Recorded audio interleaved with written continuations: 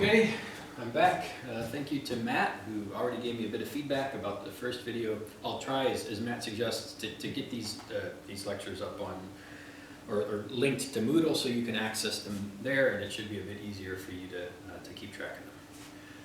So I'm going to try something you really can't do, but I'm going to try in 5 or 10 minutes to give you a sense of some of the key dates and periods in of the history that's reflected in the Jewish Bible.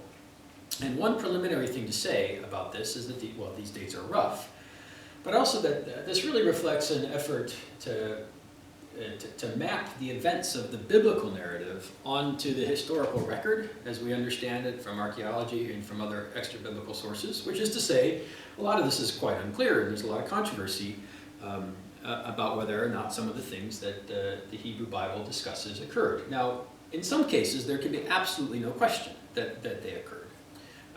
In many cases, it's quite clear that we are getting a historical record in the Hebrew Bible. And for example, that's very clear when it comes to something like the deportation of the population of the northern kingdom of Israel under the Assyrian Empire in the 8th century. That happened.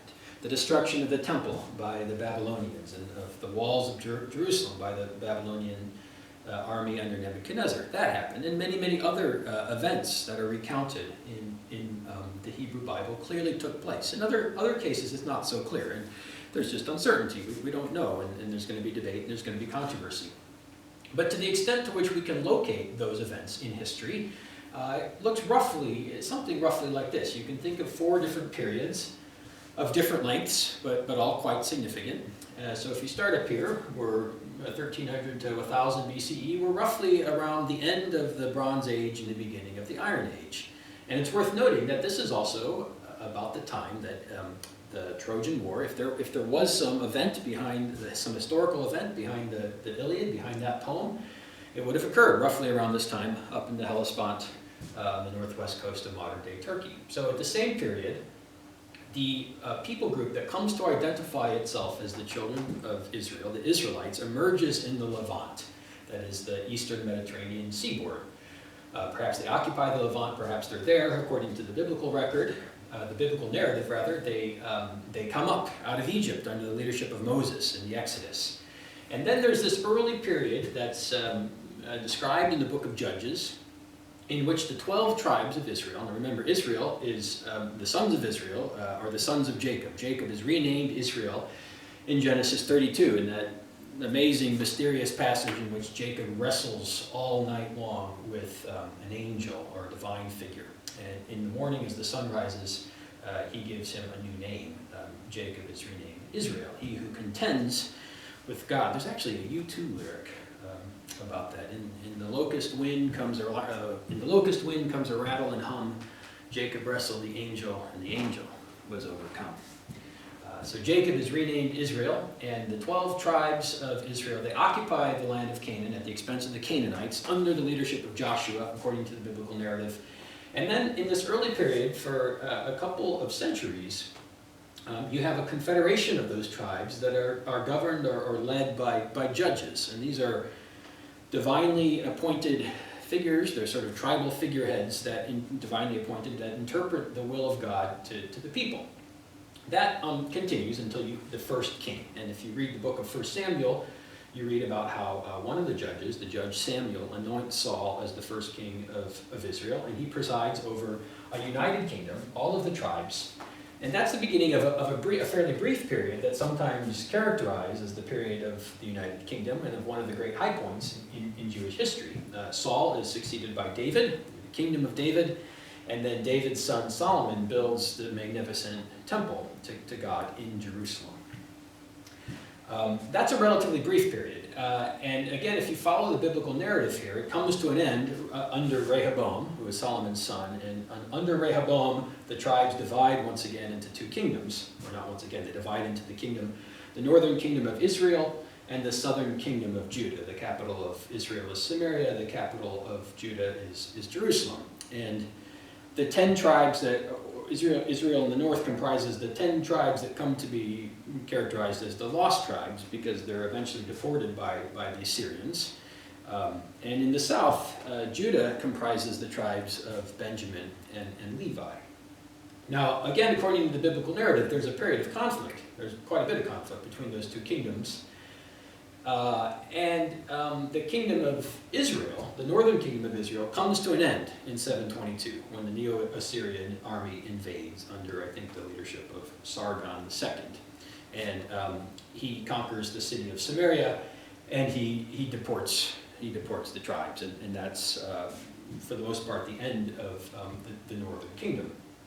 Now, the southern kingdom, the kingdom of Judah, remains and persists. Well, the Assyrians come back. Sargon's son, Sargon II's son, Sennacherib, comes back a couple decades later, and he tries it again in Judah. After the first invasion, the Assyrians impose tribute on the southern cities of Judah. They're required to pay tribute to the Assyrian kings. And a couple decades after the first invasion, Sennacherib comes back, and he lays siege unsuccessfully, as it turns out, to the city of Jerusalem. This is another thing that's recounted, one of the great events of the Hebrew Bible. And Lord Byron wrote a fantastic poem about it called The Destruction of Sennacherib. This is also actually a period in Jewish history where we have an amazing archaeological record. If you're ever in the British Museum, not to be missed are the reliefs that depict the siege of Lachish by the Assyrians. So Lachish is a city not too far from Jerusalem, and Sennacherib was successful there. I think that was Sennacherib. And he led the Israelites into captivity. He sacked the city and led them away as slaves, and you can see that depicted in those tremendous reliefs that hang now. I think they were taken from Nineveh, and they hang in the British Museum. Well, the southern kingdom of Israel resists the Assyrians and remains until 587, the southern kingdom of Judah resists and remains until 587 BCE, when it suffers a second invasion under the Babylonians. The Babylonian army of Nebuchadnezzar destroys the walls and destroys Solomon's temple, one of the great tragic events of Jewish history. And the inhabitants are led into exile in Babylon. And this is reflected at many moments and points in the Jewish Bible as well. It's, I think, Psalm 137, by the rivers of Babylon, we sat down and wept. We hung our harps on the willow trees there. Now, that's about as far as we're going to go, and nothing we'll really talk about, and of course, goes beyond that, but it's worth just saying something about what happens after the Babylonian exile. Well, first of all, the Babylonians don't last very long. They're supplanted by the Persian Empire. And under Cyrus the Great, some of the Jews are given permission to return to Jerusalem to rebuild the temple. They rebuild the temple. They eventually rebuild the walls, the city walls. And that's the beginning of the Second Temple period. This marks a second great period in Jewish history. And that period continues for about 500 years until 70 AD, when that Second Temple is eventually expanded and fitted out magnificently as well by Herod. But that comes to an end in Herod the Great. That comes to an end in 70 CE, 70 AD, when that Second Temple is destroyed by the Romans, the Emperor Titus, the General Titus, who becomes the Emperor Titus. Now, during that final period, the Israelites, the kingdom of Judah, that region is dominated by a succession of kingdoms.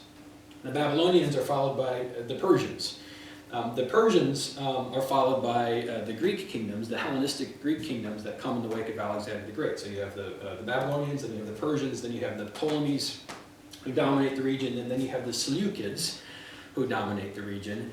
And under the Seleucids, the Seleucid Greek overlords, there's another famous event, the uprising, the Maccabean uprising, and the rededication and the reconsecration of the temple, which was desecrated by the Seleucids. It's reconsecrated. That event is commemorated in the Jewish holiday of Hanukkah.